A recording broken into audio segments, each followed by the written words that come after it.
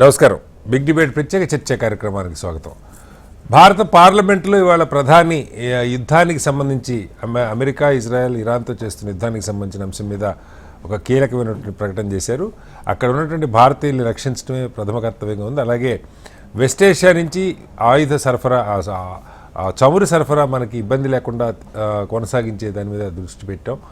యుద్ధం ఇంకా తీవ్రంగా కొనసాగేట్టుకుంది. దాన్ని అనేక రకాలైనటువంటి ఛాలెంజెస్ని భారత్ ఎదుర్కోవాల్సిన పరిస్థితి ఉంది. దీని మీద పార్లమెంటు మొత్తం ఒకటే స్వరాన్ని వినిపించాలని ప్రధాని కోరారు. అయితే ఆశ్చర్యంగా ప్రధాని మాట్లాడిన కొన్ని గంటల్లోనే అమెరికా అధ్యక్షుడు ట్రంప్ 5 రోజుల పాటు కాల్పుల విరమణను ప్రకటించారు. Cease fire. ఆ ఇరాన్లోని ఆయుధ క్షేత్రాల మీద కానీ, లేదు వాళ్ళ ఇన్ఫ్రాస్ట్రక్చర్ మీద కానీ, విద్యుత్ ప్లాంట్ల మీద కానీ దాడి చేసే ఉద్దేశం లేదు. కీలకమైనటువంటి చర్చలు ఇరాన్కి అమెరికాకి మధ్య జరుగుతూ ఉన్నాయి.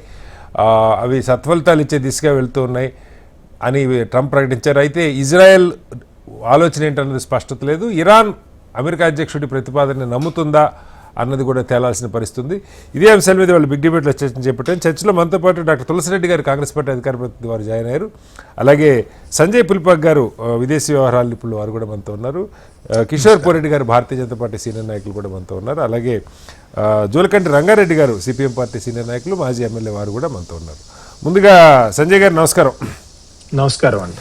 సంజయ్ గారు, ఇది వీకెండ్ డెవలప్మెంట్స్ అంటారు కదా, అలా ఈ వీకెండ్ సండే నైట్ చర్చలు జరిగినట్టుగా చెప్తుంది. టర్కీ ఈ కీలకమైన పాత్ర పోషించింది. అలాగే పాక్, ఈజిప్టు, మరికొన్ని దేశాలు 2 దేశాలతో చర్చలకి ప్రోత్సహించింది అన్నట్టుగా చెప్తున్నారు. అయితే ఎక్కడ ఇజ్రాయెల్ రోల్ ఏంటి? ఇజ్రాయెల్ దీనికి ఈ ఇద్దరి లక్ష్యాలు, శత్రువు ఒకడైనా లక్ష్యాలు వేరని చెప్పి మనం వార్తలు చూస్తూ ఉన్నాం. సార్, ఇజ్రాయెల్కి అమెరికాకి కొంత గ్యాప్ వచ్చిందని కూడా వార్తలు వస్తూ ఉన్నాయి. నిజంగా ఇద్దరు కలిసి ఈ సీజ్ ఫైర్ కోరుకుంటున్నారా? అలాగే ఇరాన్ దీన్ని నమ్ముతూ ఉందా? వీళ్ళ ప్రకటన దాని మీద అసలు ఎలా అర్థం చేసుకోవాలి? థ్యాంక్స్ అండి, ఈ ప్రోగ్రామ్ కి ఇన్వైట్ చేసినందుకు. ఒకటి, మీరు చెప్పినట్టు డొనాల్డ్ ట్రంప్ తన ట్రూత్ సోషల్ మీడియా ద్వారా ఈ యుద్ధంలో ఒక చిన్న విరామం అన్న అనుమానం వచ్చేది చెప్పారు. కానీ మనం కనుక ఎగ్జామిన్ చేస్తే అండి, ఆయన ఏం రాశారు? Attacks will not be carried out on energy and related infrastructure అన్నారండి. ఓకే, అంటే మిగతా మిలిటరీ టు మిలిటరీ అటాక్స్ నడుస్తూనే ఉంటాయా? మిగతా అంశాల్లో యుద్ధం నడుస్తూనే ఉంటుందా? లేదా Persian Gulf, Strides of Hormuz దగ్గర యుద్ధం నడుస్తూనే ఉంటుందా? మిజైల్ అటాక్స్, దాడులు ఏవైతే ఉన్నాయో ఇరానియన్ మిలిటరీ ఎస్టాబ్లిష్మెంట్ మీద, వాటి మీద నడుస్తూనే ఉంటాయా అన్న దాని మీద మనకి క్లారిటీ లేదండి. సో అదొకటి గుర్తు పెట్టుకోవాల్సిన అంశం అండి. బట్ ఆయన తన దాంట్లో మాత్రం చాలా క్లియర్ గా రాసింది ఏంటంటే ఎనర్జీ అండ్ రిలేటెడ్ ఇన్ఫ్రాస్ట్రక్చర్ అని రాయటం జరిగిందండి. ఓకే. సో ఇది పూర్తి యుద్ధ విరామమా లేదా అమెరికా వైపు నుంచి అంటానికి చెప్పడానికి కూడా లేదు. కొన్ని సెగ్మెంట్స్ ని మేము అటాక్ చేయమని చెప్పడం జరుగుతుందండి. దాని వల్ల ఇరానియన్స్ ని, మీరు కూడా ఈ సెగ్మెంట్స్ ఏవైతే ఉన్నాయో, ఎందుకంటే మనం చూసాం, మీరు కనుక మా మీద బాంబింగ్ చేస్తే మేము చుట్టుపక్కల దేశాలైనటువంటి గల్ఫ్ దేశాల్లో మొత్తం ఎనర్జీ ఇన్ఫ్రాస్ట్రక్చర్ ని తీసేస్తాం. అంతేకాదు desalination plants, water desalination plants కూడా మేము తీసేస్తామని చెప్పడం జరిగింది. సో అటువంటి పరిణామాలను ఆపటానికి డొనాల్డ్ ట్రంప్ ఇలాంటి చర్య తీసుకున్నారో తెలియదు. బట్ ఏదైతే ఆయన ఇచ్చిన స్టేట్మెంట్ లో కూడా కంప్లీట్ సీజ్ ఫైర్ అనే మెన్షన్ లేదండి. తర్వాత ఇంకోటి మనకి తెలిసిందే, డొనాల్డ్ ట్రంప్ కొద్దిసేపు ఇట్లా మాట్లాడతారు, కొద్దిసేపు అట్లా మాట్లాడతారు. సో ఇరాన్ లో కూడా పూర్తిగా దీన్ని నమ్ముతున్నట్లు లేరండి. రెండోది కాదు సంజయ్ గారు, అంటే ఈ సాత్ ఫోర్స్ దీని మీద, చమురు క్షేత్రం మీద ఇజ్రాయెల్ దాడి చేసిన తర్వాత ట్రంప్ చాలా సీరియస్ అయ్యారు. ఆ సమాచారం నాకు లేదు, చమురు క్షేత్రాల మీద దాడి చేయొద్దు, వాటిని ధ్వంసం చేయటం కరెక్ట్ కాదు అని చెప్పారు. ట్రంప్ కోరుకుంటుంది చాలా సింపుల్ టార్గెట్, అణ్వాయుధాలు లేకుండా ఉండాలి, అలాగే ఈ మిసైల్స్ అక్కడ లేకుండా ఉండాలి, అంతవరకే ట్రంప్ టార్గెట్. కానీ ఇజ్రాయెల్ టార్గెట్ అది కాదు, మొత్తం అక్కడ ఈ మతపరమైన పాలన లేకుండా ఉండాలి, తమకి శాశ్వతంగా ఒక పరిష్కారం కావాలని ఇజ్రాయెల్ కోరుకుంటున్నట్టుగా. ఈ కారణంగానే ఇద్దరి మధ్య బాగా గ్యాప్ వచ్చింది అని కూడా వార్తలు వస్తూ ఉన్నాయి సార్. ఎలా చూడాలి? నా ఉద్దేశంలో ఇంకా పెద్దగా గ్యాప్స్ లేవండి వాళ్ళ మధ్య. మనం తీసుకుంటే డొనాల్డ్ ట్రంప్ తన యుద్ధం స్టార్ట్ చేసినప్పుడు చాలా క్లియర్ గా చెప్పడం జరిగింది, అక్కడ ప్రభుత్వ మార్పిడి మా లక్ష్యం ఆయన చెప్పడం జరిగింది. అంతేకాదు నిన్న మొన్న కూడా వాళ్ళు ఇజ్రాయెల్ వేరే నాయకుల్ని చంపేస్తున్నప్పుడు లేదా వీళ్ళు కూడా వాళ్ళంటి ఎయిర్ స్ట్రైక్స్ లో పార్టిసిపేట్ చేయడం నడిచిందండి. సో నా ఉద్దేశంలో కేవలం ఒక ఎనర్జీ ఇన్ఫ్రాస్ట్రక్చర్ మీద అటాక్ చేయటం దాని మీద నాకు ఆయన పెద్దగా దాని మీద ఇన్ఫర్మేషన్ లేదు అని చెప్పారు. కానీ బట్ ఓవరాల్ ఆబ్జెక్టివ్స్ రెండు ఇద్దరి మధ్య ఇంకా కోఆర్డినేషన్ బానే ఉంది, ముందుకు వెళ్తున్నట్టు జరుగుతుందండి. అఫ్ కోర్స్ ఇజ్రాయలీస్ వాళ్ళకున్న థ్రెట్స్ పర్సెప్షన్స్ ప్రకారం వాళ్ళ అటాక్స్ అవి చాలా షార్ప్ గా క్లినికల్ గా ఉంటున్నాయి. డొనాల్డ్ ట్రంప్ మనకి తెలిసిందే కదా, ఒక్కొక్క రోజు ఒక్కొక్కలాగా మాట్లాడతారు, రాదర్ ఒక గంటకు ఒకలాగా మాట్లాడుతూ ఉంటారు. సో ఎగ్జాక్ట్ గా వాట్ ఆర్ యుఎస్ ఆబ్జెక్టివ్స్ మారుతున్నాయా అన్న దాని మీద మనకి ఇంకా క్లారిటీ లేదండి. ఇంకోటి ఈ స్టేట్మెంట్ మీద మనం ఇంకోటి కూడా చూడాల్సింది ఏంటంటే, అమెరికన్ బేసెస్ నుంచి అమెరికా నుంచి ఇంకా యుద్ధ సేనల్ని పంపించడం జరుగుతుంది కదా మిడిల్ ఈస్ట్. వాటిలో విరామం ఏమీ లేదండి, వాటిని ఏమి ఆపుతున్నట్టు డొనాల్డ్ ట్రంప్ చెప్పలేదండి. సో మరి కనుక Iranian ministry of foreign affairs వాళ్ళు చెప్పిన స్టేట్మెంట్ చూస్తే ఇది పెద్దగా మేము నమ్ముతున్నట్లేదు అన్నట్టు చెప్పారండి. ఇంకో వాళ్ళు యాడ్ చేసింది ఏంటంటే, ఇది ఎనర్జీ ప్రైసెస్ రెడ్యూస్ చేయడానికి అమెరికా మీద ఒత్తిడి పెరిగి అమెరికా మీద చాలా తీవ్రమైన క్రిటిసిజం వస్తుంది. మీరు స్ట్రైట్స్ హార్మోజ్ జలసంధిని ఓపెన్ గా ఉంచలేనప్పుడు ఇటువంటి యుద్ధం ఎందుకు చేశారు అని చాలా క్రిటిసిజం వస్తుంది. ఆయిల్ ప్రైసెస్ పెరుగుతున్నాయి కాబట్టి బేసిక్ గా ఆయిల్ ప్రైసెస్ ని స్టెబిలైజ్ చేయడానికి, తర్వాత వాళ్ళు తెచ్చుకుంటున్న సేనలు ఎవరైతే ఉన్నారో మళ్ళీ మోహరించి అవన్నీ మళ్ళీ పెద్ద ఎత్తున యుద్ధం చేయడానికి ట్రంప్ తయారవుతున్నారని మేము నమ్ముతున్నామని ఇరానియన్ మీడియా అఫీషియల్స్ కూడా చెప్పడం జరిగిందండి. అఫీషియల్ స్పోక్స్ మినిస్ట్రీ ఆఫ్ వాళ్ళ ఫారిన్ అఫైర్స్ వాళ్ళు కూడా చెప్పినట్టు రిపోర్ట్స్ వచ్చాయండి. సో ఓవరాల్ గా చూసుకుంటే ఇరాన్ లో దీని మీద పెద్దగా అంత ప్రతిస్పందన కనపడట్లేదు పాజిటివ్ గా. వాళ్ళేమి ఆగేట్టు లేరు, ఎందుకంటే వాళ్ళ ఉద్దేశంలో ఒక వ్యవస్థగా ఒక ప్రభుత్వంగా వాళ్ళు బతకలేకపోతే కనుక యుద్ధం అయిపోయినట్టే.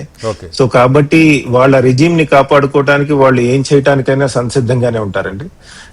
సో నా ఉద్దేశంలో ఇది ఇంకా మనం చూడాల్సిన అంశం అండి.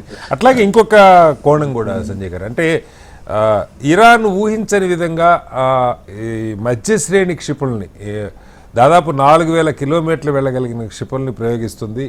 ఇజ్రాయెల్లోని కీలకమైనటువంటి వాళ్ళ అణు పరిశోధన కేంద్రం దగ్గర దాడి చేసింది. డమానా అలాగే ఓరాన్ అనేటువంటి నగరాల మీద భారీ విధ్వంసం, అంటే ప్రాణ నష్టం, కొన్ని వందల మంది గాయపడ్డారు. మొట్టమొదటిసారి ఇజ్రాయెల్ ఎయిర్ డిఫెన్స్ సిస్టమ్ని క్రాక్ చేస్తూ, ఇప్పటిదాకా ఇజ్రాయెల్ ఇచ్చిన ప్రకటన లాంటిదే, ఇరాన్ ఎయిర్ అంతా మాకు ఫ్రీగా ఉంది అన్నట్టుగా ఇజ్రాయెల్లో ఎయిర్లో కూడా మేము స్వేచ్ఛగా సంచరించగలుగుతున్నాం ఇరాన్ ప్రకటిస్తుంది. కొన్ని వాళ్ళు కూడా అంటే స్ట్రాటజిక్ స్టేట్మెంట్స్, గ్రీస్ ల్యాండ్ని మేము మీకు కాపాడి పెడతామని చెప్పి యూరోప్కి హామీ ఇవ్వటం కానీ, అంటే కొంత యుద్ధంలో ఇరాన్ అనుకున్న దానికన్నా చాలా దూకుడుగా పనిచేయగలుగుతుంది. హొర్ముజ్ని కంట్రోల్ చేయలేపారు. ఇవన్నీ ఒత్తిడి పెంచడమే కాకుండా పెద్ద ఉపయోగం లేదన్న ఆలోచనలో ఏమన్నా ఈ సంధి ప్రయత్నాలు జరుగుతున్నాయి అనుకోవచ్చా?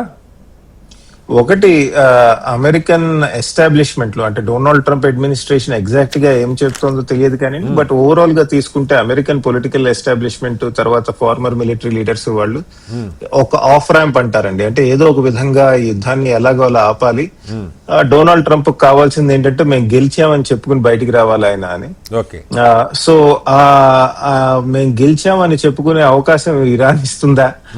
ఎందుకంటే ఇరాన్ వాళ్ళు బతికితే చాలు, వాళ్ళు గెలిచినట్టండి. బికాజ్ ఇంత పెద్ద క్యాంపెయిన్ జరిగిన తర్వాత కూడా ఇది నడుస్తున్నట్టు. తర్వాత మీరు చెప్తున్నట్టు ఇరాన్ కూడా తన టాక్టిక్స్ లో మార్పులు తీసుకొస్తోంది. ఇవాళ ఒక విమానం కూల్చేసామని చెప్పింది. నిన్న మొన్న F-35 ని టార్గెట్ చేసాం మేము యూజింగ్ ఇన్ఫ్రారెడ్ వాటి మీద అని చెప్పడం జరిగింది కదండి. మనకి తెలిసిందే ఇన్ఫ్రారెడ్ అసలు రేడార్ కి అందనటువంటి విమానాన్ని మేము టార్గెట్ చేసినట్టు చాలా ఇంటర్నేషనల్ న్యూస్ రిపోర్ట్స్ కూడా చెప్పింది ఏంటంటే బహుశా టార్గెట్ చేసినట్టే కనబడుతుంది అని చెప్పడం జరిగిందండి. ఇక్కడ చూస్తే కనుక కర్మ క్యాచెస్ అప్ అంటారు కదండి. ఇన్నాళ్ళు భారత్ ని మీకు 6 విమానాలు 10 విమానాలు కూలిపోయన్న ట్రంప్ కి ఈ రోజు వాళ్ళ విమానాలు కూలిపోతున్నాయి అక్కడ అన్న వార్తలు వస్తున్నాయి. అది కూడా బహుశా ఒక కారణమై ఉంటుంది, ఒక నెగోషియేటెడ్ సెటిల్మెంట్ కి చేద్దాము అని. ఓకే. బట్ ఇజ్రాయెల్ విషయానికి వస్తే అండి, ఇజ్రాయెల్ ఐరన్ డోమ్ కొద్దిగా అప్పుడప్పుడు కొంత బ్రేక్ అవుతూ ఉంటుంది. అది గమనిస్తూనే ఉన్నాం మనం. ఇంతకు ముందు కూడా లెబనాన్ అప్పుడు కానివ్వండి, హమాస్ అప్పుడు కానివ్వండి చూడటం జరిగింది మనం. అప్పుడు కూడా ఇరాన్ వాళ్ళు మిజైల్స్ వదిలేరు కదా ఇంతకు ముందు యుద్ధంలో కూడా, అది కూడా మనం చూడటం జరిగింది. ఎగ్జాక్ట్ గా నా ఉద్దేశంలో ఇంకా ఇరాన్ ఐరన్ డోమ్ ఏదైతే ఉందో అది ఇంకా ఫంక్షనల్ గానే ఉంది. అఫ్ కోర్స్ కొన్ని బ్రేకప్స్ అవి వచ్చుంటాయి, బట్ మనకి తెలిసిందే ఇజ్రాయెల్ వాళ్ళు దే వర్క్ వెరీ క్విక్లీ ఇలాంటి గ్యాప్స్ ని ఫిల్ చేయడానికి. నా ఉద్దేశంలో వాళ్ళు పెద్దగా ఇరాన్ చేస్తున్న దాడులకి బెంబేలెత్తారు అని చెప్పడానికి ఇంకా లేదండి. రైట్ సార్, మళ్ళీ వస్తాను మీ దగ్గరికి. కిషోర్ గారు, ప్రధాని 3 వారాల తర్వాత ఇవాళ పార్లమెంట్లో, అంటే ప్రతిపక్షాలు డే 1 నుంచి కోరుతా ఉన్నాయి పార్లమెంట్లో దీని మీద చర్చ జరగాలని. అయితే ఇవాళ అనూహ్యంగా ప్రధాని దీని మీద మాట్లాడారు. ప్రధాని మాట్లాడిన 2 గంటలకే అమెరికా అధ్యక్షుడు దాదాపు అదే టైంలో ఆయన కూడా ఈ సీజ్ ఫైర్కి సంబంధించి ఒక ప్రకటన, అది ఎంతవరకు సీజ్ ఫైర్ కాదు, ఇప్పుడే సంజయ్ గారు చెప్తున్నారు, కేవలం ఈ ఎనర్జీ రిలేటెడ్ పవర్ ప్లాంట్స్ వాటి మీద దాడి చేస్తానని ఆయన వార్నింగ్ ఇచ్చాడు వాళ్ళకి, దాన్ని వెనక్కి తీసుకున్నట్టుగా అర్థం చేసుకోవాలా మరి ఏంటన్నది చూడాలి. కానీ ప్రధాని మాట్లాడిన దానిలో పెద్దగా కొత్త అంశాలు ఏమీ లేవు. మనకి ఇప్పటిదాకా మనకు బయట తెలుస్తున్న సమాచారమే, స్టేటస్సే, ఎంతమంది ఉన్నారు ఈ దేశాల్లో, ఎంతమంది ఇండియా వచ్చారు, మన ఆయిల్ రిజర్వ్స్ ఎలా ఉన్నాయి, ఈ అంశాలే మాట్లాడుతూ మొట్టమొదటిసారి అన్ని పక్షాలు ఒకే స్వరం వినిపించాలని కోరారు. ఏంటి వాళ్ళ సడన్గా ప్రధాని క్విక్ డెవలప్మెంట్ దీని మీద స్పందించాలి, ప్రకటించాలి ఎందుకు అనుకున్నారు? ముందుగా కటారి గారి మీకు, అట్లాగే సంజయ్ పులిపాక గారికి, జులకంటి రంగారెడ్డి గారికి, తులసిరెడ్డి గారికి, మన ప్రేక్షకులందరికీ నమస్కారం. సార్, ఇప్పుడు ప్రధానమంత్రి గారు మాట్లాడాలి, ఇప్పుడు పార్లమెంట్ నడుస్తోంది, మాట్లాడారు.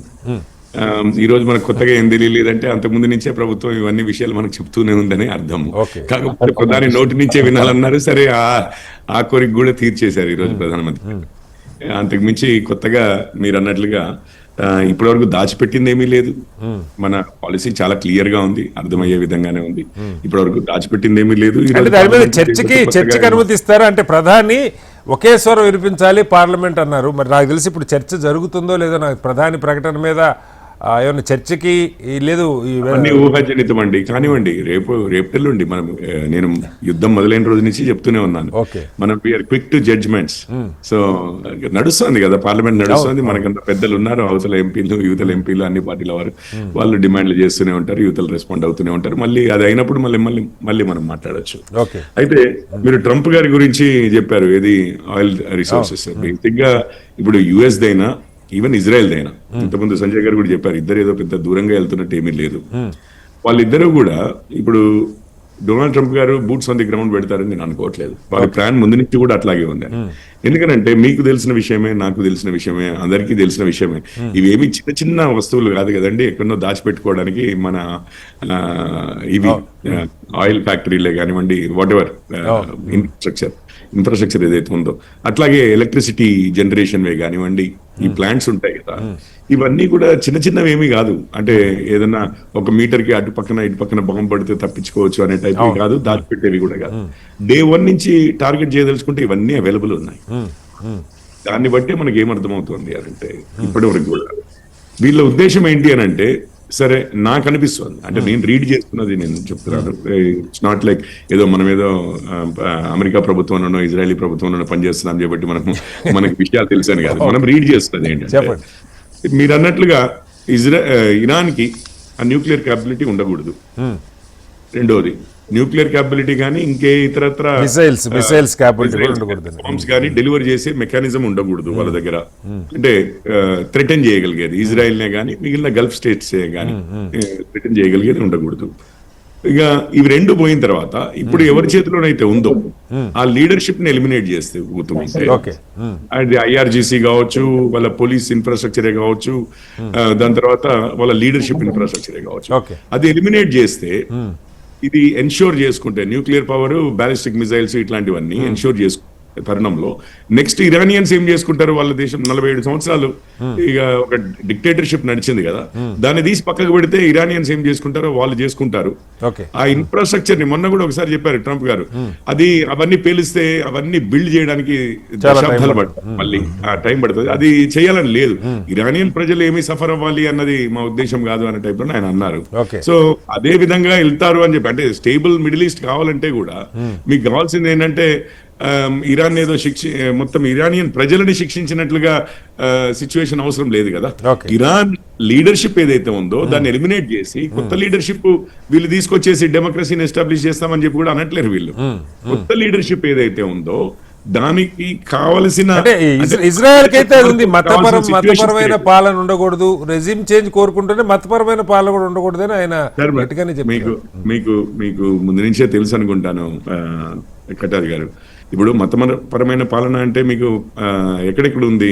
సౌదీలో ఉన్నది మతపరమైన పాలన అనుకోవచ్చు. ఇస్లామిక్ రిపబ్లిక్స్ అండి ఇవన్నీ ఇస్లామిక్ రిపబ్లిక్స్. సో అది మతం ప్రకారమే నడుస్తాయి. ఇక మతపరమైన పాలన ఉండకూడదు, ఉండాలి అని చెప్పి వారికి ఏముండదు అనుకుంటా. కాస్త ఈ గల్ఫ్ స్టేట్స్ అన్నిటితోటి కలిసిమెలిసి ఉండగలిగేది అండ్ ఇజ్రాయెల్ కి థ్రెట్ అవ్వకుండా ఉండేది. Death to America, death to Israel అని చెప్పి పొద్దున్న లేస్తే 24 గంటలు అదే పాటలు పాడకుండా ఉండే రెజీమ్ ఏదైతే ఉంటుందో కొంచెం ఇంటర్నేషనల్ ఆర్డర్ లో కాస్త మిక్స్ అయ్యి ఆ డెవలప్మెంట్ అట్లాంటి వాటి మీద కొంచెం కాన్సన్ట్రేట్ చేసి వీటిని ఏదో రిలీజియస్ వార్ఫేర్ అన్నది ఉంది చూసారు, ఆ విషయంలో ఓకే, ఏదో జిహాద్ ఫైట్ దానికోసమే మేము ఉన్నాము అన్న టైప్ లో కాకుండా ఇట్ ఇస్ ఆ విధంగా అయితే నేను అనుకోవడము మేబీ వాళ్ళు కూడా అదే ఆశిస్తున్నారు అని అనుకుంటున్నాను.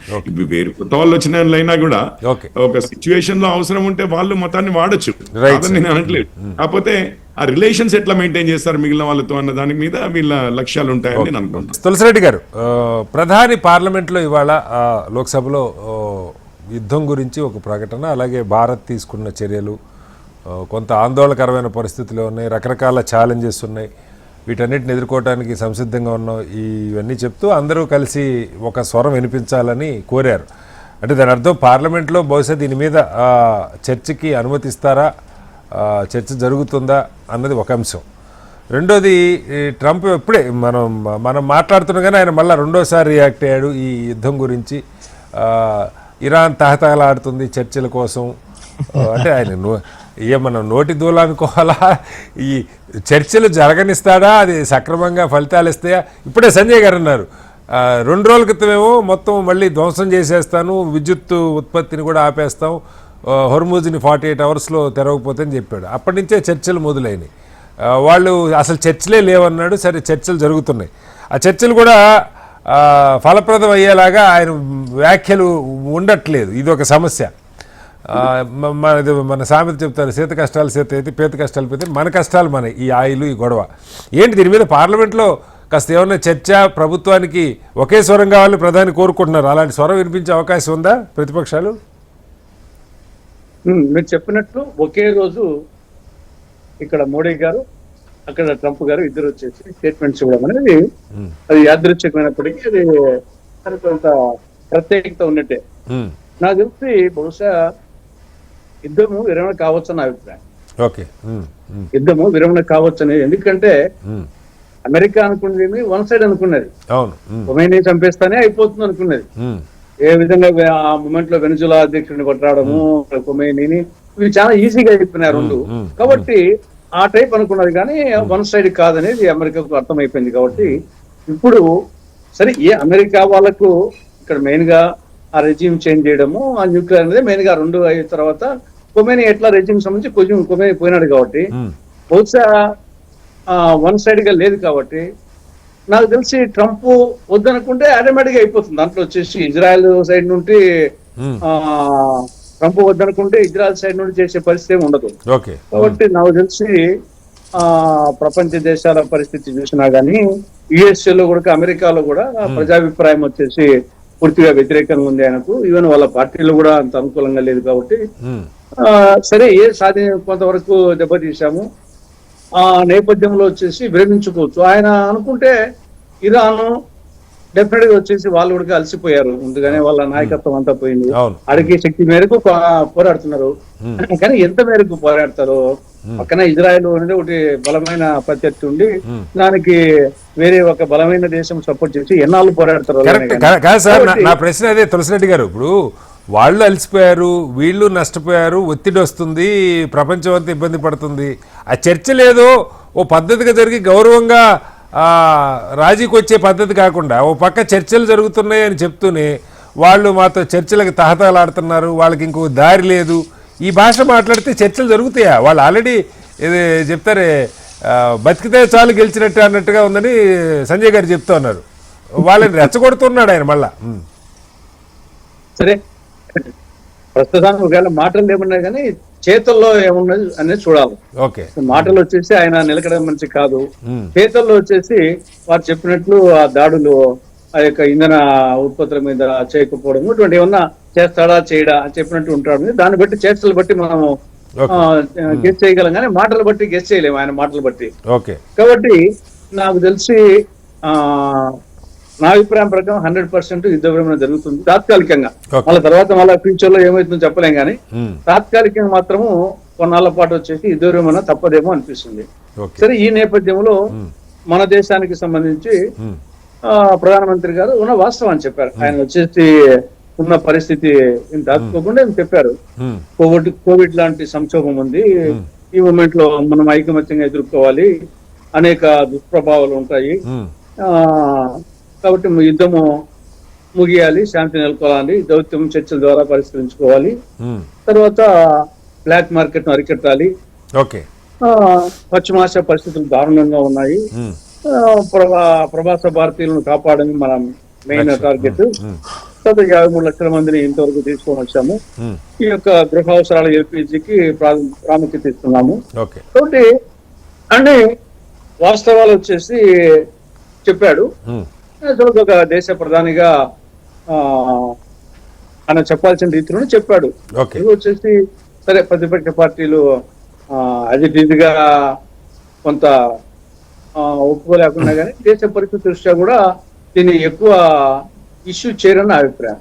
పార్లమెంట్ లో స్టేట్మెంట్ ఇచ్చారు కాబట్టి బహుశా ఎక్కువ దీని గురించి నెగటివ్ గా కామెంట్ చేసే ఎన్ని పెద్ద ఒప్పుకోవడం అంటే అదే అప్పుడు భారత సార్వభౌమత్వం గురించి మెయిన్ గా రాహుల్ గాంధీ గారు కానీ అప్పుడు వచ్చి అమెరికా రష్యా మేము ఏ దేశం నుండి కొనాలా అనే దాని మీద కొంత రియాక్షన్ రియాక్ట్ అయ్యారు కదా. అంటే దీని మీద కూడా ఇప్పుడు ఉదాహరణకి ఖొమైనీని చెప్పినప్పుడు ఒక సార్వభౌమ దేశం మీద అన్ప్రవోక్డ్గా వాళ్ళ నుంచి ఎలాంటి కవింపులు లేకుండానే దాడి చేసి చంపటం, దాని మీద కూడా కాంగ్రెస్ కొంచెం ఘాటుగానే స్పందించింది. దాన్ని ఖండించి ఉండాల్సింది, సంతాపం వెంటనే చెప్పు ఉండాల్సింది. అంటే ఈ విదేశీ విధానాల కింద వస్తాయా? అంటే ఒక ఇంటర్నేషనల్ ఆర్డర్, వరల్డ్ ఆర్డర్ అంటారు, ఆ ఆర్డర్ని బ్రేక్ చేస్తున్నాడు. రేపొద్దున మనకు కూడా ఇలాంటి పరిస్థితి రావచ్చు. ఈ చర్చలన్నీ జరిగినాయి కానీ మరి ఇప్పుడు సరే యుద్ధం కొనసాగుతుంది. ఇప్పుడు అది అయిపోయిన ఘట్టం అనుకుంటారా, లేదంటే మీరు అన్నట్టుగా పెద్ద దాని మీద చర్చ విమర్శలకు వెళ్లకుండా ప్రభుత్వం చెప్పిందంతా సాటిస్ఫై అవుతారా?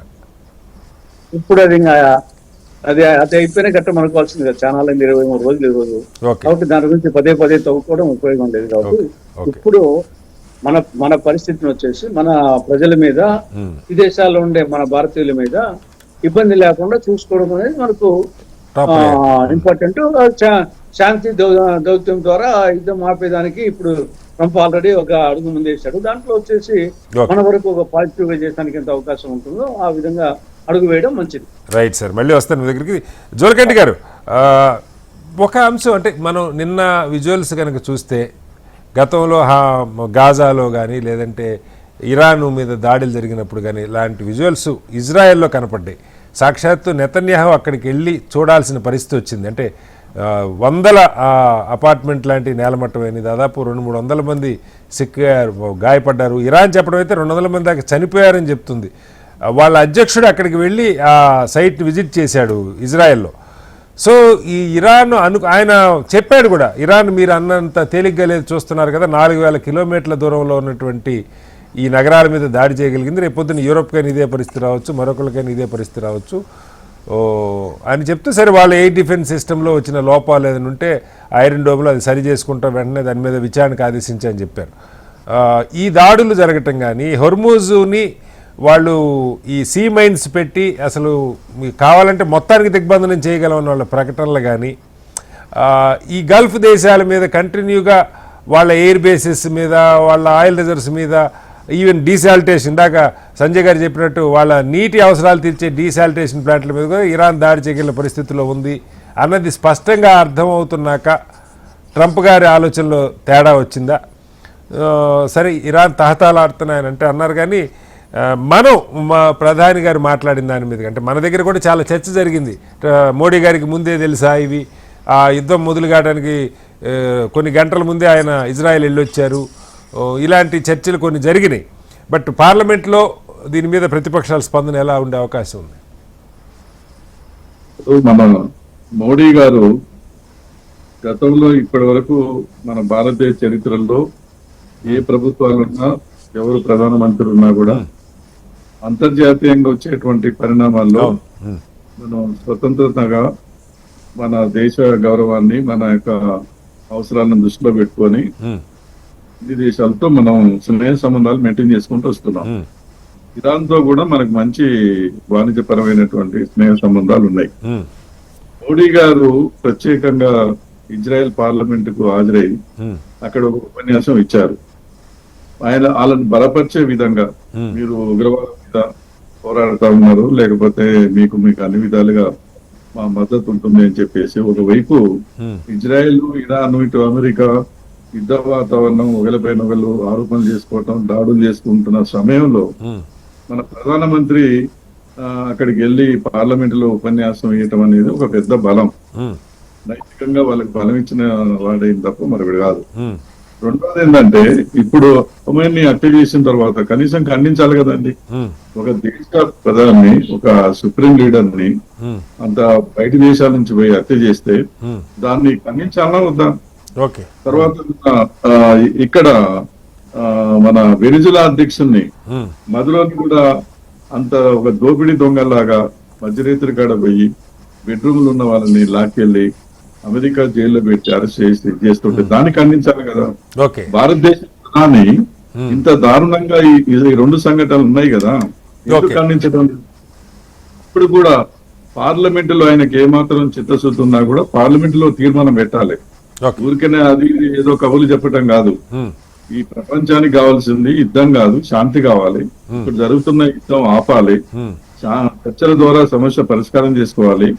శాంతి ఉంటేనే మానవాళి ఉంటది, సంపద ఉంటది.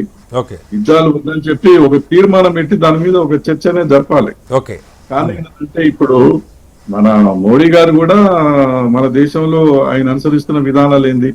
ప్రపంచంలో ఇప్పుడు ట్రంప్ ఏ విధంగానైతే ప్రపంచవ్యాప్తంగా ఒక దానిలోకి వద్దాం సార్. అంటే నేను ఇప్పుడు ప్రతిపక్షాలు దీని విషయంలో ఒక తీర్మానాన్ని డిమాండ్ చేస్తాయా? ఎందుకంటే ప్రధాని మాట్లాడారు, ఆ ప్రకటనకే పరిమితం అవుతుందా? చర్చ జరుగుతుందో నాకు తెలియదు. ఒకవేళ చర్చ జరిగితే లేదు, వినండి, ఏ మాత్రం ఆయనకు చిత్తశుద్ధి ఉన్నా, మానవత్వం ఉన్నా కూడా మన దేశ ప్రధాని పార్లమెంట్ లో ఒక తీర్మానం పెట్టాలి. యుద్ధం వద్దు, శాంతి కావాలి, తర్వాత చర్చల ద్వారానే పరిష్కారం చేసుకోవాలి అనేది తీర్మానం పెట్టి దాని మీద అందరూ మాట్లాడటానికి చర్చకు అవకాశం అనేది కల్పించాలి. ఇవాళ ఒక్క నిమిషం టైం ఇవ్వండి. ఇవాళ ట్రంప్ గారు ఏ విధంగానైతే ప్రపంచవ్యాప్తంగా ఆధిపత్యం చెలాయించి మొత్తం ప్రపంచవ్యాప్తంగా ఉన్న సంపద మొత్తం కొల్లగొట్టుకొని పోవాలని చెప్పి ఒక నియంతలాగా ఆయన ఒక ప్రపంచ రౌడీలాగా వ్యవహరిస్తున్నాడు. ఇవాళ మన మోడీ గారు కూడా చేసే పని ఏంది? దేశ ప్రధానిగా ఉంటూ ఆయన కూడా అదే పని చేస్తా ఉండు. ఆయనకి ఇష్టం లేని వాళ్ళ మీద తర్వాత దాడులు చేయించడం, సిబిఐ గానీ ఐటీ దాడులు. ఇంకొక రోజు వద్దాం జోలకండి గారు, మనం దీనికే మళ్ళా కాదు సార్. జోలకండి గారు మన్నించాలి, దేశ రాజకీయాలు ఇంకోసారి చర్చిద్దాం. ఓకే, మళ్ళీ వస్తారు సార్. సంజయ్ గారు, ఇప్పుడే ఇరాన్ తీవ్రంగా ఖండిస్తుంది, అసలు చర్చలే జరగట్లేదు, మాతో ఎలాంటి మధ్యవర్తిత్వం జరగలేదు, చర్చలు జరగట్లేదు, అమెరికాని మేము నమ్మం, అమెరికా ఇజ్రాయెల్ చిత్తుగా ఓడిపోయిన వాళ్ళు ప్రకటన చేస్తూ ఉన్నారు. అంటే ఏంటి అంటే ఇది అసలు దౌత్యపరంగా జరగాల్సిన పద్ధతిలో ఇష్యూస్ జరుగుతున్నాయా? ట్రంప్ గారి బాధ ఏంటంటే ఇరాన్ మీడియాలో లోకల్గా వాళ్ళు ఏదో ప్రకటనలు ఇచ్చుకుంటున్నారు, మేము గెలిచామని, వాళ్ళు గెలవలేదు, వాళ్ళు తహతలాడుతున్నారు చర్చలకని చెప్పాలనేది ఆయన ఉద్దేశం. దౌత్యపరంగా మరి అది ఇప్పుడు వాళ్ళ ప్రకటన చూస్తే వీళ్ళే ఓడిపోయారని చెప్పే పరిస్థితి. ఇది ఒక అంశం అయితే, ప్రధాని మాట్లాడిన దాని మీద పార్లమెంట్లో అంటే మీరు ఒక విదేశీ వ్యవహారాల నిపుణులుగా ఈ మొత్తం వ్యవహారంలో దౌత్యపరంగా మనం చేయాల్సిన రీతిలోనే అన్నిటినీ వ్యవహరించుకుంటూ వచ్చామా? మీరే చెప్పారు గతంలో ఈ వరల్డ్ ఆర్డర్ కాస్త దెబ్బతింటుంది ట్రంప్ వ్యవహార శైలి వల్ల అని. ఓవరాల్గా ఎలా అర్థం చేసుకోవాలి? ఒకటండి, మీరు చెప్పినట్టు మనం జస్ట్ కార్యక్రమం బిగినింగ్ లోనే అనుకున్నాం ఇరాన్ దీన్ని ఒప్పుకోదు ఈ మాట్లాడే స్టైల్ ని అని. అలానే ఇప్పుడు స్టేట్మెంట్స్ కూడా వస్తున్నాయి. మనం చూసాము ఇరాన్ వాళ్ళు క్లియర్ గా చెప్తున్నారు మాకు చర్చలతో సంబంధం లేదు, వాళ్ళు ఎవరితో మాట్లాడుకుంటున్నారో మాకు తెలియదు అన్నట్టు మాట్లాడారని. నా ఉద్దేశంలో బ్యాక్ ఛానల్ డిప్లొమసీ నడుస్తూ ఉంటుంది. మీరు చెప్పినట్టు టర్కీ, ఈజిప్ట్, పాకిస్తాన్ వివిధ రకాలైనటువంటి మెసేజెస్ ఈ రెండు దేశాల మధ్య పంపిస్తున్నారని. నా ఉద్దేశంలో ఒక విధంగా చూసుకుంటే ఈజిప్ట్ కూడా పెద్ద పాత్ర పోషిస్తుంది అనుకుంటున్నా అండి. ఎందుకంటే ఈజిప్ట్ గవర్నమెంట్, అమెరికన్ గవర్నమెంట్ సన్నిహితంగానే ఉన్నాయి. తర్వాత ఈ మిడిల్ ఈస్ట్ రాజకీయాలలో ఏ దేశం పైకి వెళ్తే ఏ దేశం కిందకి వెళ్తే దానిలో ఈజిప్ట్ పాత్ర అంత లేదండి. ఒక పక్కన అరబ్ దేశాలు, ఒక పక్కన టర్కీ, మరో పక్కన ఇరాన్, ఈ మూడిటి మధ్య ఆధిపత్య పోరు నడుస్తుంది కదా. సో నిజంగా చూస్తే ఒక మధ్యవర్తిత్వం పాత్ర పోషించేది ఏదన్నా ఉంది అంటే కనుక ఈజిప్ట్ ఎక్కువ పాత్ర పోషించవచ్చు. నా ఉద్దేశంలో ఉద్దేశపూర్వకంగానే వాళ్ళు చాలా లో ప్రొఫైల్ మెయింటైన్ చేస్తూ ఉంటారు.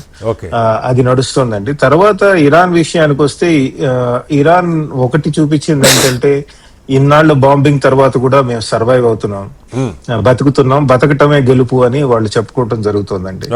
రెండు, వాళ్ళు చేసింది ఇంకోటి ఏంటంటే ఈ మూడు వారాల పాటు స్ట్రెయిట్స్ ఆఫ్ హర్మూజ్ ని మూసేయగలిగారు. హర్మూజ్ జలసంధిని మూసేయగలిగారండి.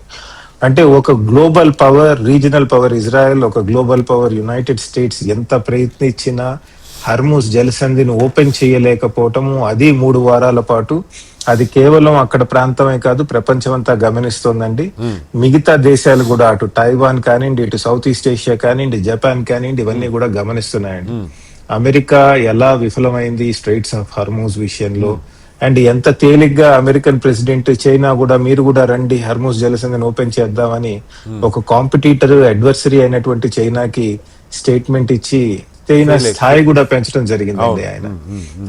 సో అది కూడా నడిచిందండి. తర్వాత ఇంకోటి ఇరాన్ ఏం చూపించిందంటే బాధ, ఈ ప్రాంతంలో మా మీద యుద్ధం జరిగితే మేమే కాదు బాధ అనుభవించేది ప్రాంతంలో ఉన్నట్ట అనిపిస్తారు, ప్రపంచం అంతా కూడా ఆర్థిక ఇబ్బందులు ఎదుర్కొంటారు అని చూపించిందండి.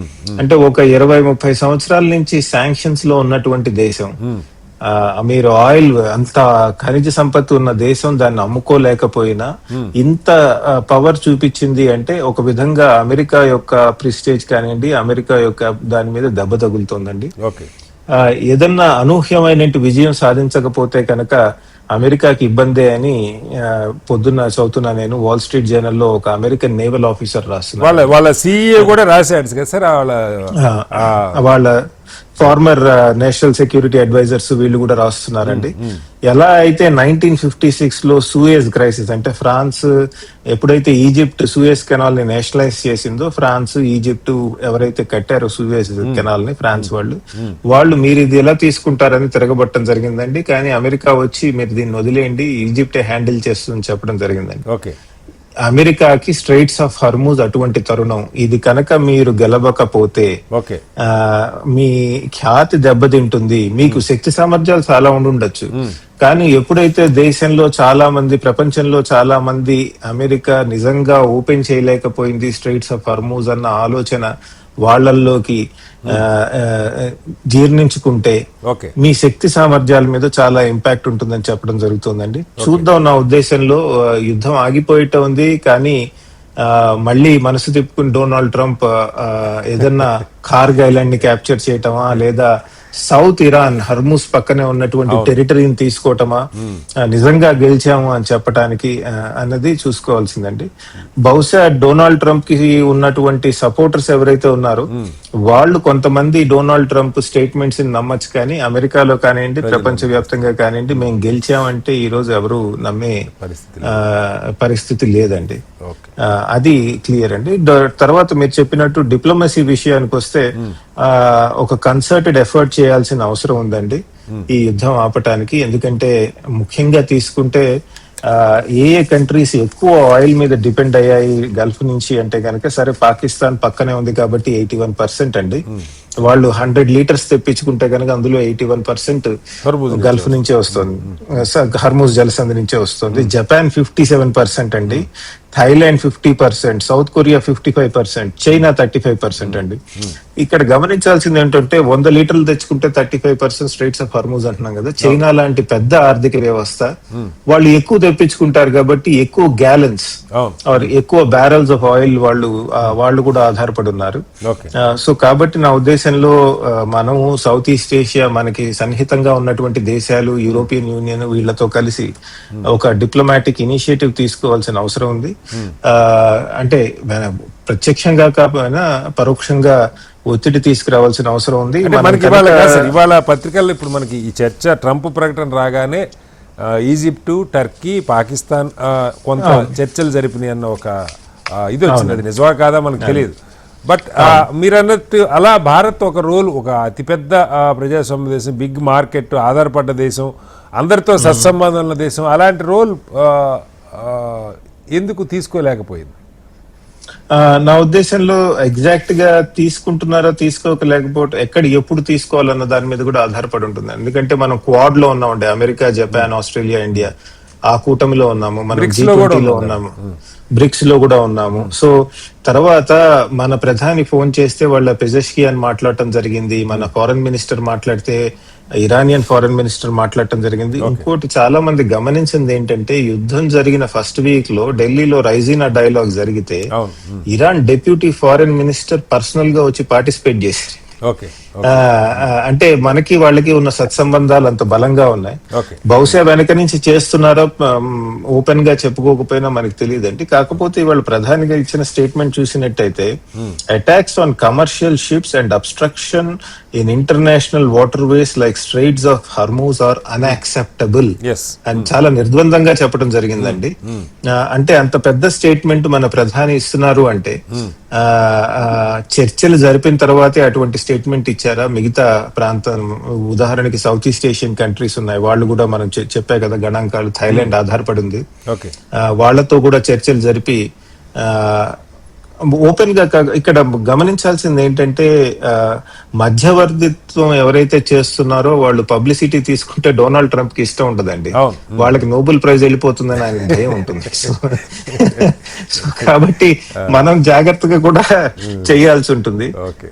సో కాబట్టి నా ఉద్దేశంలో అది వీళ్లే కాదండి, ఉదాహరణకి వ్లాదిమిర్ పుటిన్ రష్యాతో కూడా డొనాల్డ్ ట్రంప్ మాట్లాడటం జరిగింది. ఆయనకి ఇరాన్ లో మంచి ప్రభావం ఉంది, పలుకుబడి ఉంది. అలానే టర్కీ కూడా ఉందండి, చూద్దాం, ఈజిప్ట్ కూడా ఉందండి. రైట్. ఒకసారి కిషోర్ గారు, ట్రంప్ గారి ప్రకటన తర్వాత అమెరికాలో స్టాక్ మార్కెట్లు పుంజుకుని ప్రపంచవ్యాప్తంగా ఆయిల్ ధరలు భారీగా తగ్గినాయి. అంటే వారం ఆగుతుందని ప్రపంచం నమ్ముతున్నట్టుగా ఉంది ఈ 5 రోజుల్లో. ఇది మొదటిది. రెండవది అంటే ఆయన వ్యవహార శైలి. ఇప్పుడు సమస్య ఎక్కడంటే, ఇవాళ ఒక ప్రకటన మీరు చూసుంటారు, ఒక మాజీ FBI డైరెక్టర్ చనిపోతే ఆయన చాలా సంతోషం వ్యక్తం చేశారు. నిజంగా ఆశ్చర్యం. FBI అంటే అమెరికాలో బిగ్గెస్ట్, ఇది మామూలుగా బద్ధశత్రువు చనిపోయినా మన రాజకీయాలు అయితే ఎవరు అలా ప్రకటన చేయరు. చాలా సంతోషం, అతను చచ్చిపోవడం నాకు చాలా ఆనందంగా ఉందని చెప్పి ప్రకటన ఇచ్చినటువంటి వ్యక్తి. అలాంటి వ్యక్తి ఇప్పుడు ఇరాన్ నమ్మట్లేదు, అతని చర్చని నమ్ముతున్నట్టు. అంటే వాళ్ళు కూడా ఇది బయటికి ప్రకటనిస్తున్నారు, లోపల చర్చ జరుగుతుందో మనకు తెలియదు, కానీ నమ్ముతున్న పరిస్థితి కనపట్లేదు. విజయం ఎవరిదో వాళ్ళదని క్లెయిమ్ చేసుకొని, ఎవరికోళ్ళు క్లెయిమ్ చేసుకుని యుద్ధం అయితే సంతోషమే. కిషోర్ గారు, ఆ పరిస్థితి ఉందా? నేను అనుకోవడం, ఇంతకుముందు మీరు ఒక ఇన్సిడెంట్ జరిగింది, అక్కడికి Iranian president, Israel prime minister,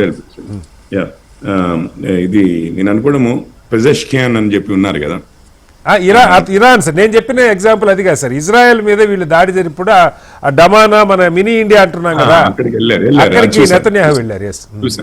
ఇప్పుడు నేను అనుకోవడము, మోడీ గారు కూడా 2 సార్లు మాట్లాడారు ఈ మధ్య పెజెష్కియాన్ అని చెప్పి వాళ్ళ ప్రెసిడెంట్ తో. మన జయశంకర్ గారు వాళ్ళ ఫారెన్ అఫైర్స్, వారిద్దరు కూడా బాగా కంటిన్యూస్ గా మాట్లాడుతున్నారు. ఓకే. ఈ రోజు అన్యాక్సెప్టబుల్ అన్నారు అని అంటే, సంజయ్ గారు అన్నారు మిగిలిన దేశాలతో మాట్లాడి ఉండొచ్చు. నేను అనుకోవడం ఈవెన్ ఇరాన్ తో మాట్లాడి ఉండొచ్చు. అన్యాక్సెప్టబుల్ అంటే వాళ్ళు బ్లాక్ చేస్తూనే పోతే మనమేమి యుద్ధానికి పోవట్లేదు కదా. యుద్ధానికి పోయే దేశం లాగా అయితే మనకు కనపడట్లేదు. అంటే మీకు సిగ్నల్స్ ఉన్నాయేమో ఇరాన్ నుంచి కూడా అనేది ఒక అనుమానం. అంటే ఇరాన్ కి వ్యతిరేకంగా ప్రకటన ఇవ్వడానికి ఇరాన్ నుంచి పాజిటివ్ గా సిగ్నల్స్ ఉంటాయా? ఉంటాయండి. అంటే మీరు ఆ మాట అనగలగాలి అని అంటే మేబీ ఉండొచ్చేమో అంటున్నాను. దిస్ ఇస్ ఆల్ హైపోథెటికల్ కదా, మనము ఊహాజనితమైనది. అసలు నిజంగా ఏం కాన్వర్సేషన్స్ అయ్యాయి కూడా మనకు తెలియదు. అంటే ప్రధాని ప్రకటన అయితే ఇరాన్ ఇప్పుడున్న స్టాండ్ కి వ్యతిరేకంగా ఉంది కదా, హర్ముజ్ జలసంధిని అడ్డుకోవటం అన్యాక్సెప్టబుల్ అన్నప్పుడు. అది అన్యాక్సెప్టబుల్ అన్నప్పుడు హర్ముజ్ జలసంధి ఎవరు ఆపుతున్నారు అని మన ప్రజలు చెప్పలేదండి. ఆ ప్రక్రియ అన్యాక్సెప్టబుల్. Okay, right.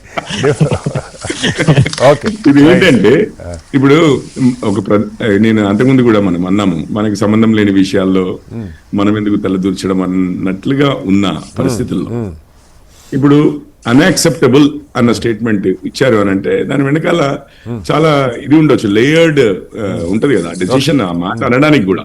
ఇది మనకు హర్ముజ్ జలసంధి బంద్ చేయడం వల్ల మనకి చాలా నష్టం జరుగుతోంది, ఇట్లా ఉండకుండా ఉండడము బాగుండేది అని అనడం వేరు. అంటే అట్లాగే సార్, మన ప్రధాని అన్ని పరోక్షంగానే నాకు అమెరికా అధ్యక్షుడు నాకు ఫోన్ చేయలేదు అని మాట అనకుండా నాకెవరూ ఫోన్ చేయలేదు, India Pakistan war operation Sindoor ఆపినప్పుడు అంటే ఏదైనా మనం పరోక్షంగా చెప్పేదే తప్ప ప్రత్యక్షంగా చెప్పగలిగిన పరిస్థితుల్లో లేవు అన్నదైతే అర్థం అవుతుందా సార్? ఇప్పుడు అమెరికా వాడు చెప్తేనేమో వాళ్ళ ప్రెసిడెంట్ ఏమో అసలు ఈ మనిషిని ఎవడు నమ్మడు, వీడు ఇట్లాంటోడు అట్లాంటోడు అంటారు, అన్ని డైరెక్ట్ గా ఓపెన్ గా మాట్లాడతాడు. ఇప్పుడు దానికి కాదు కొంచెం గౌరవంగా గుంభనంగా ఉన్న మోడీ గారిని చూస్తేనేమో మనకి ఇనఫ్ చెప్పట్లేడు, మాకు అసలు మా క్యూరియాసిటీ తీరట్లేదు అని చెప్పి మనము. కానీ మీకు ఒక్కటి విషయం గుర్తుపెట్టుకోండి, మీరు ప్రపంచం మొత్తం కూడా ట్రంప్ ని అర్థం చేసుకుంది. ఆయన ఏం మాట్లాడితే ఏమవుతుంది అనేది. ఇప్పుడు మీరు చెప్పారు ఇరాన్ నమ్మట్లేదు అన్నారు, కానీ అమెరికాలో స్టాక్ మార్కెట్లు రేజ్ అయ్యాయి, ఆయిల్ ప్రైసెస్ పడ్డాయి అంటే మార్కెట్ లో ప్రపంచ మార్కెట్ లో ఏదో ఒకటి ఆయన చెప్పిన దాంట్లో నుంచి అయితే ఒక అర్థం అయితే తీసుకున్నారనే కదా సార్. అనేది అట్లాగే మోడీ గారు ఏదైనా మాట్లాడినప్పుడు మనం ఏమి చిన్నపిల్లలం కాదు కదా, ఎందుకు ఏ విధంగా ఏం మాట్లాడుతున్నారు. ఇప్పుడు అమెరికా ప్రెసిడెంట్ పేరే ఎత్తలేదంటే ఎత్తితే మనకి ఏం ఆనందం సార్? మనకేమన్నా ఆనందమా? ఎత్తి కెలికి ఏదో చెయ్యాలి అన్న టైప్ లో ఎందుకు? అది ఇంటర్నేషనల్ అఫేర్స్ లో అది కాదు కదా సార్.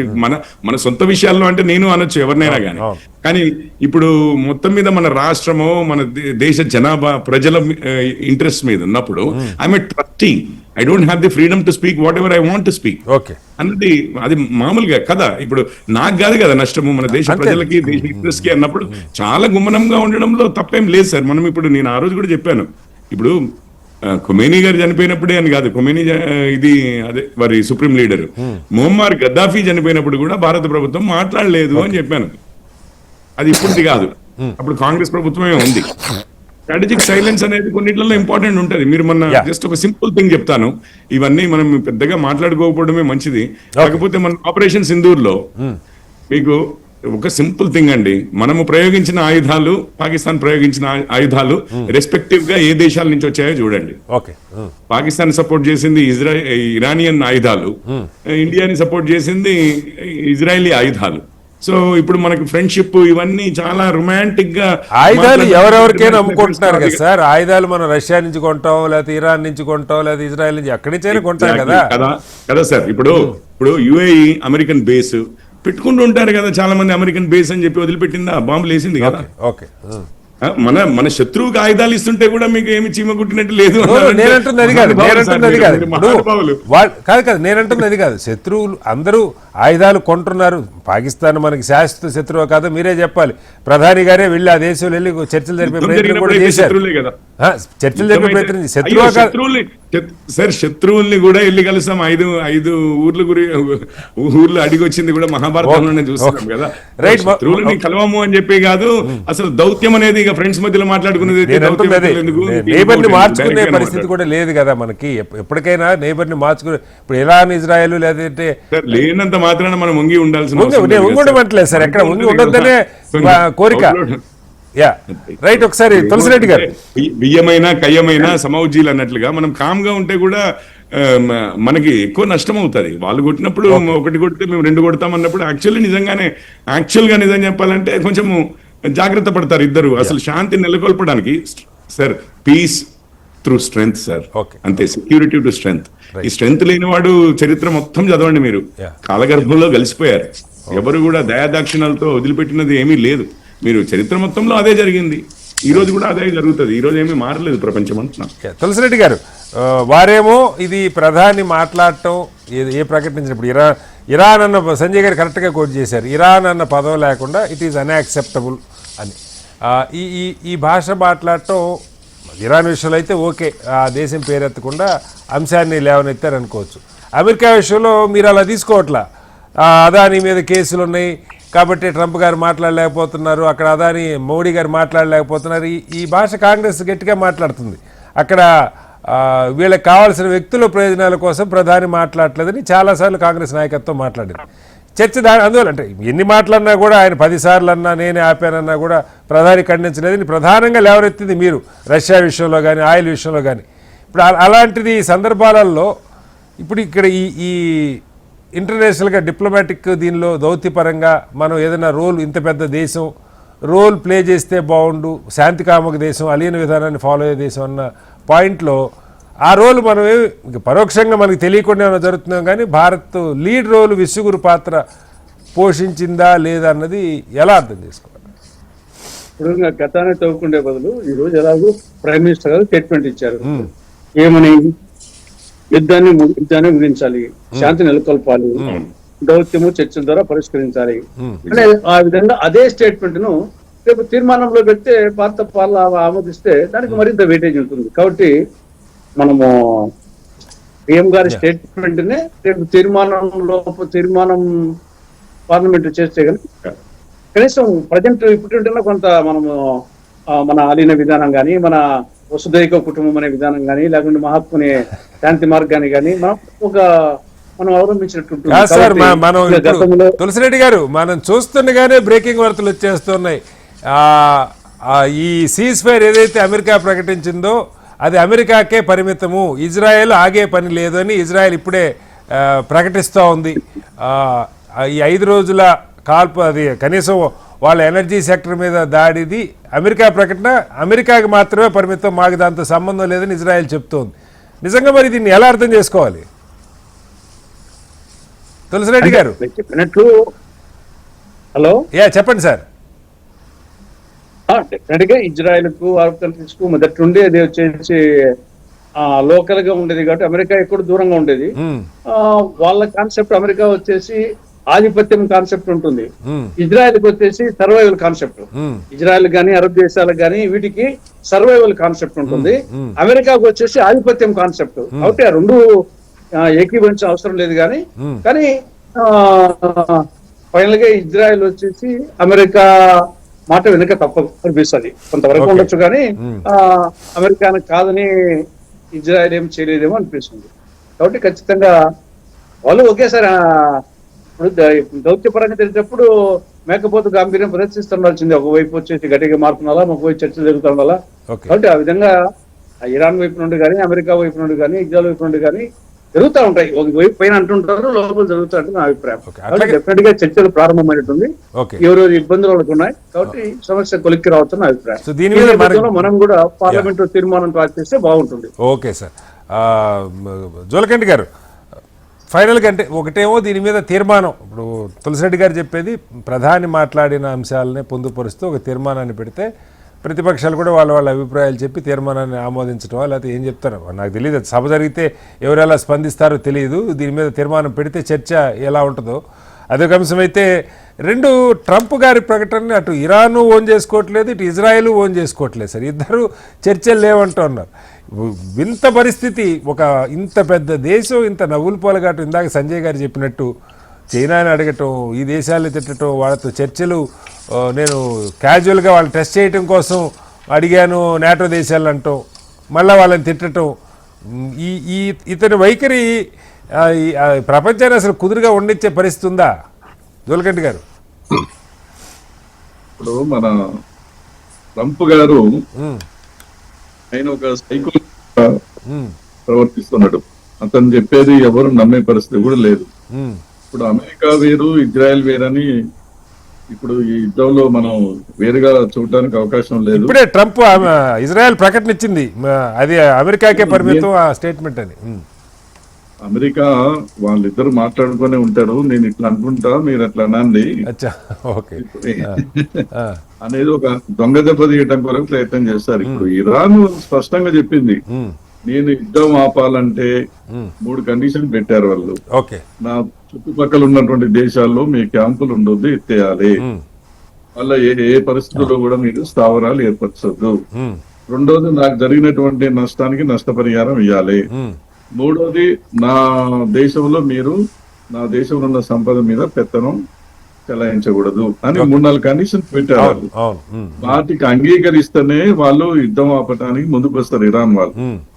వాస్తవంగా కూడా ఇప్పుడు ఎక్కడున్న అమెరికా ఎక్కడి నుంచో మొత్తం ప్రపంచం మీద పెత్తనం చేయడానికి ఎవరిచ్చారండి దీనికి అధికారం? అమెరికా అధ్యక్షుడు అమెరికాని ఎట్లా బాగు చేసుకోవాలి, ఎట్లా అభివృద్ధి చేసుకోవాలని ఆలోచించాలి. ప్రపంచవ్యాప్తంగా ఒక 50-60 దేశాల్లో మొత్తం మిలిటరీ క్యాంపులు పెట్టి ఆ దేశాలని బెదిరించడం, వినకపోతే వాళ్ళని చంపేయటము, అరెస్ట్ చేయటము, సంపద మొత్తం కొట్టి అధికారం ఎవరు ఇచ్చారు? ఇది అసలు మళ్ళీ రాచరిక వ్యవస్థలోకి పోతుంది కదా. ప్రపంచంలో ఉన్న ప్రతి ఒక్కరు కూడా దాదాపు 1-2 దేశాలు తప్ప అందరు ఖండిస్తా ఉన్నారు.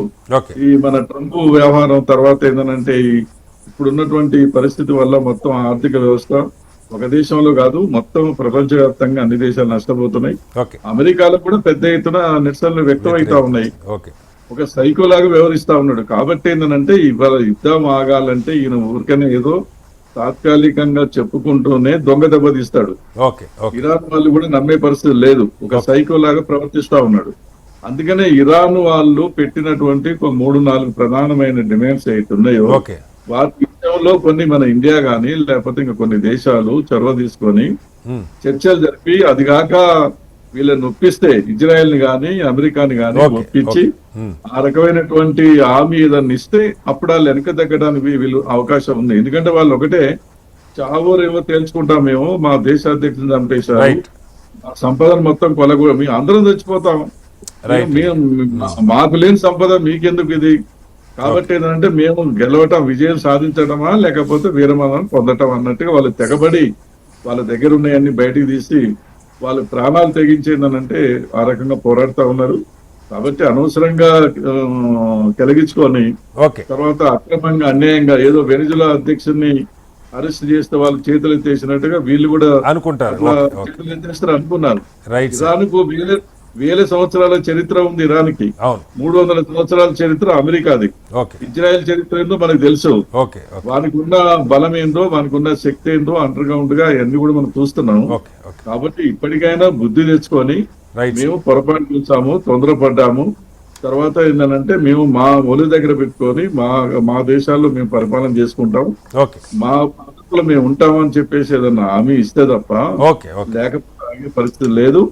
అది ఖచ్చితంగా ఇంకా నష్టం జరుగుద్ది. అది ట్రంప్ అది అర్థం చేసుకోవాలి, ఇజ్రాయెల్ అర్థం చేసుకోవాలి, వాళ్ళని సమర్థిస్తున్న వాళ్ళంతా అర్థం చేసుకొని ప్రపంచంలో మానవాళి సంపద అంతా కూడా ఉండాలంటే యుద్ధం ఆగాలి. యుద్ధాల వల్ల మొత్తం నాశనం తప్ప ఇంకోటి కాదు. అనుభవంలో వేసుకుంటే ఎవరు మిగులుతారు చెప్పండి? నాశనమే కదా. కాబట్టి దీన్ని మోడీ గారు కూడా ఆ రకంగా మాట్లాడటం, తీర్మానం పెట్టి పార్లమెంట్ లో దాని ద్వారా ప్రపంచానికి మెసేజ్ పంపడం అవసరం. సంజయ్ గారు క్విక్ గా చెప్పండి, ఇజ్రాయెల్ కూడా రెస్పాండ్ అయినట్టుగా ఉంది.